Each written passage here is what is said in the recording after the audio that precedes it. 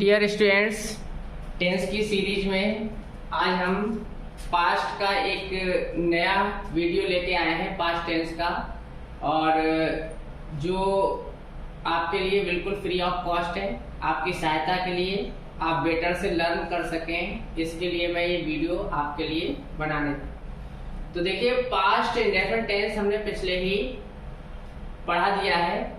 आज हम डिस्कस कर रहे हैं उसका अगला टेंस, पास्ट कॉन्टिन्यूअस टेंस। तो सबसे पहले हम पास्ट कॉन्टिन्यूअस टेंस के वाक्यों को पहचानना सीखेंगे। पास्ट के जितने भी टेंस हैं उनमें रहा शब्द आता है। देखिए स्टूडेंट्स, मैं बता दूं कि रहा शब्द कॉन्टिन्यूअस के जितने भी टेंस हैं उन सभी में रहा शब्द आना है। और कॉन्टिन्यूअस शब्द तुम्हें 12 टेंसों में 6 जगह सुनाई देगा। Present continuous, past continuous, future continuous, present perfect continuous, past perfect continuous, future perfect continuous. तो जितनी जगह भी कॉन्टिन्यूअस शब्द सुनाई दे रहा है, हर टेंस में रहा, रही, रहे शब्द बोलना है।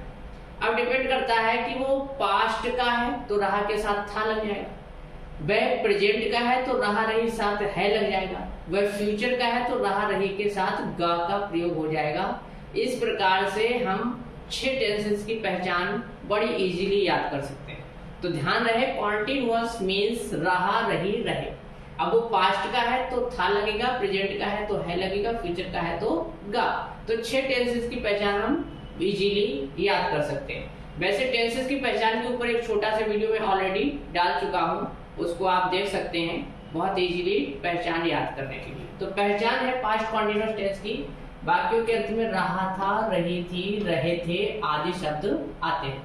फॉर्मूला होता है अफर्मेटिव सेंटेंसेस को बनाने के लिए सब्जेक्ट लगाएंगे, हेल्पिंग वर्ब के रूप में यहाँ पर वॉज या वर का प्रयोग होगा। ध्यान रहे, अगर सब्जेक्ट हमारा सिंगुलर है, singular means he, she, it या किसी का नाम, तो फिर हम वॉज का प्रयोग करेंगे। अगर प्लुरल नंबर है, वी, यू, दे या कोई और प्लुरल नंबर है, तो फिर हम इसमें वर का यूज करें। ध्यान रहे स्टूडेंट्स, आई को प्लुरल नंबर माना जाता है, लेकिन यहाँ पास्ट कॉन्टिन्यूअस में आई के साथ भी सिंगुलर वाली हेल्पिंग वर्ब होती है, अर्थात वॉज का प्रयोग हुआ। आई के साथ वर नहीं, आई के साथ वॉज का यूज हम यहाँ करेंगे। वर्ब की फर्स्ट फॉर्म में आईएनजी लगेगी और ऑब्जेक्ट का प्रयोग होगा। स्टूडेंट्स, ये भी हम बता दें कि पास्ट के कॉन्टिन्यूअस में हर जगह रहा शब्द आता है, हर कॉन्टिन्यूअस में। उसी प्रकार कॉन्टिन्यूअस के हर एक टेंस में वर्ब में आईएनजी का भी प्रयोग होता है। तो 6 जगह वर्ब में, 6 टेंसेस में वर्ब की आईएनजी का प्रयोग होता है। तो याद करना इजी है। तो देखिए, पहला एग्जाम्पल हमारा है, संजू स्कूल जा रहा था। पहचान लिया हमने, रहा था आया, तो इस फॉर्मूले के अकॉर्डिंग हम इसे ट्रांसलेट करेंगे। सब्जेक्ट हमारा क्या हो गया, संजू। संजू सिंगुलर नंबर है तो वॉज वर्ब में से एक हमने क्या लगा दिया, वॉज। मेन वर्ब गो, जा रहा, जाने के लिए होगी गो, और इसमें आईएनजी लगाई तो क्या हो जाएगा, गोइंग। संजू वॉज गोइंग, कहाँ जा रहा था, टू स्कूल, स्कूल जा रहा था। डिस्टेंस, जब भी कोई व्यक्ति दूरी तय करता है, डिस्टेंस कवर करता है, तो वहां पर हम टू लगा देते हैं। जैसे घर जा रहा तो टू होम, स्कूल जा रहा तो टू स्कूल, मार्केट जा रहा तो टू मार्केट। इस प्रकार से हम टू का यूज करते हैं। नेक्स्ट सेंटेंस में आइए, किसान खेत जोत रहे थे। अब देखिए, किसान सिंगुलर भी किसान ही बोला जाएगा, प्लुरल भी किसान बोला जाएगा, लेकिन यहाँ से क्लियर हो जाएगा किसान ज्यादा है या कम है। किसान खेत जोत रहे थे मीन्स ज्यादा है, तो हमने यहाँ फार्मर्स लिखा है। अगर ये सेंटेंस लिखा होता किसान खेत जोत रहा था, तो हम समझ जाते रहा था मतलब एक है, तो यहाँ फार्मर आता है। फिलहाल किसान शब्द से हम क्लियर नहीं कर पाएंगे कि ये सिंगुलर सब्जेक्ट है या प्लुरल सब्जेक्ट। यहाँ से क्लियर हो रहा, रहे थे मीन्स ज्यादा है, तो फार्मर्स सब्जेक्ट हो गया हमारा, फार्मर्स प्लुरल नंबर है। प्लुरल नंबर इस वजह से हमने वर यूज किया। वर, जोतना, जोतने के लिए पिलो होती है, और इसमें आईएनजी लगाएंगे तो क्या हो जाए, पिलोइंग। क्या जोत रहे थे, खेत, फील्ड्स। तो किसान खेत जोत रहे थे, फार्मर्स वर पिलोइंग फील्ड्स। अब देखिए, अगर ये स्टूडेंट्स तुम्हें अगर ये रूल याद है अफर्मेटिव का, तो नेगेटिव बनाने में कुछ नहीं, सब्जेक्ट वॉज वर्ब, केवल हेल्पिंग वर्ब के बाद यहाँ नॉट बढ़ जाए। एक ही रूल याद करने की जरूरत होती, बाकी 3 हम अपने आप इन्हें बना सकते हैं। इंट्रोगेटिव बनाएंगे, ये हेल्पिंग वर्ब उठ करके सब्जेक्ट के पहले आ जाएगी।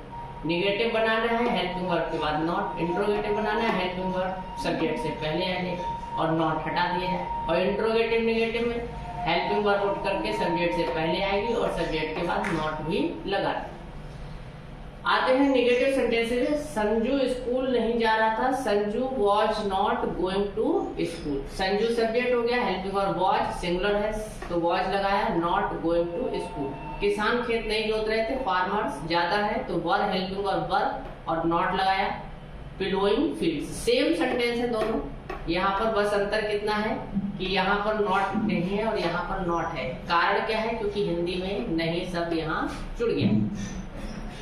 इंट्रोगेटिव बनाएंगे तो यही हेल्पिंग वर्ब उठ करके सब्जेक्ट से पहले आ जाती है। तो देखिए रूल सेम है, बिल्कुल सेम रूल है। अगर हम इससे देखें तो ये वॉज वर्ब उठा करके हमने पहले लिख लिया है, ये आ गया।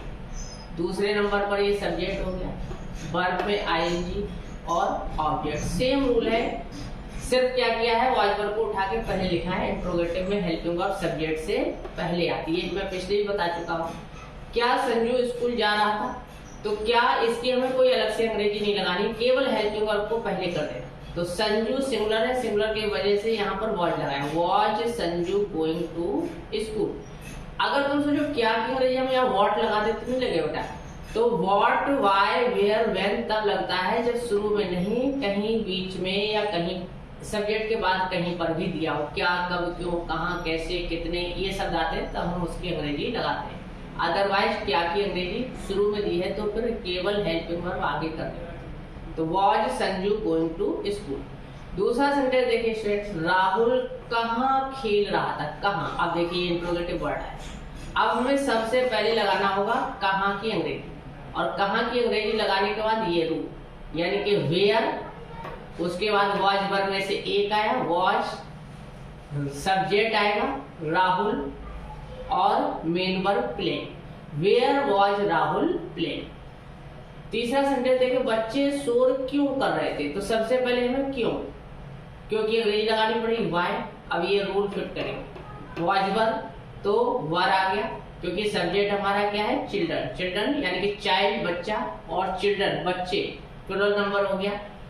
तो वाई वर चिल्ड्रन, शोर करना, शोर करने की अंग्रेजी होती है मेक अ नॉइज, क्योंकि हमें वर्ब में आईएनजी की जरूरत है तो मेक का क्या हो जाए making a noise, a noise इसमें है ऑब्जेक्ट। तो why were children making a noise. Interrogative negative पर आते हैं तो हेल्पिंग वर्ब सब्जेक्ट से पहले आ गई और सब्जेक्ट के बाद नॉट, बाकी फॉर्मूला सब वही रहेगा, वर्ब में आईएनजी और ऑब्जेक्ट लगाए। क्या तुम्हारे मित्र स्कूल नहीं जा रहे थे, तो हमने देखा वर पहले लिया, were your friends not going to school. यहाँ पर वर क्यों लगाया, क्योंकि सब्जेक्ट हमारा योर फ्रेंड्स प्लूरल नंबर है, तो सब्जेक्ट से पहले हेल्पिंग वर्ब, सब्जेक्ट के बाद नॉट। यहाँ पर रूल में भी देख सकते हैं, सब्जेक्ट से पहले हेल्पिंग वर्ब और सब्जेक्ट के बाद नॉट, यही यहाँ पर हुआ।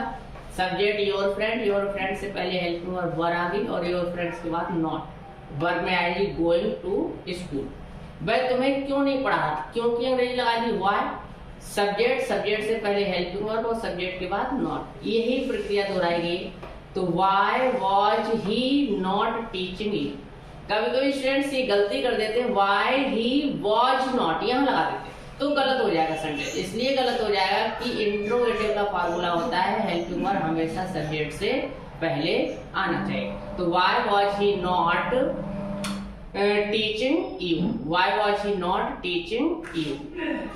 Thank you for watching this video।